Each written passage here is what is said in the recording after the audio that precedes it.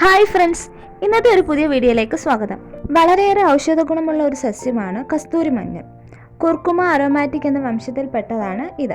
ഔഷധ ചർമ്മ സംരക്ഷണ ഗുണങ്ങൾക്ക് ഇത് ഉപയോഗിക്കാറുണ്ട്. കസ്തൂരി മഞ്ഞൾ അപൂർവമാണ്. മാത്രമല്ല വിപണിയിൽ സാധാരണയായി ലഭിക്കാത്തതിനാൽ ഇതിന് വിലയും കൂടുതലാണ്. അതുകൊണ്ട് തന്നെ ഇതിന്റെ ഡ്യൂപ്ലിക്കേറ്റുകൾ പലപ്പോഴും നമുക്ക് മാർക്കറ്റിൽ അവൈലബിൾ ആണ്.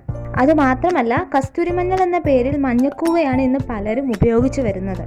കാരണം കസ്തൂരി മഞ്ഞളിന്റെ ചില സാമ്യങ്ങൾ ഉള്ളത് കൊണ്ടാണ്. സത്യത്തിൽ ഇപ്പോഴും എല്ലാവർക്കും ഡൗട്ടാണ് കസ്തൂരി മഞ്ഞൾ ഏതാണ്, മഞ്ഞക്കൂവ ഏതാണെന്നുള്ളത്. അപ്പം എങ്ങനെ യഥാർത്ഥ കസ്തൂരി മഞ്ഞൾ നമുക്ക് കണ്ടുപിടിക്കാമെന്ന് നോക്കാം. കസ്തൂരി ഇലകൾ തിളങ്ങുന്ന പച്ച നിറമാണ് ഉള്ളത്. എന്നാൽ മഞ്ഞക്കൂവയുടെ ഇലകൾക്ക് അതിൻ്റെ അടിവശം മുതൽ അറ്റം വരെ മധ്യഭാഗത്ത് ഇരുണ്ട വയലറ്റ് നിറത്തിലാണ് കാണപ്പെടുന്നത്. കസ്തൂരി മഞ്ഞളിന്റെ നിറം ഇഞ്ചിയുടേതുപോലെ ക്രീം കളറാണ്.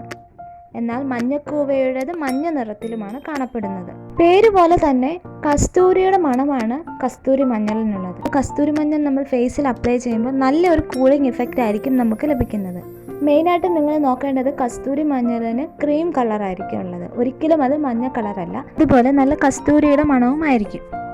അതുകൊണ്ട് ഇനിയെങ്കിലും നിങ്ങൾ കസ്തൂരി മഞ്ഞൾ വാങ്ങുമ്പോൾ നിങ്ങൾക്ക് മഞ്ഞ കളറിലാണ് കിട്ടുന്നതെങ്കിൽ അത് നിങ്ങൾ ഉപയോഗിക്കാതിരിക്കുക.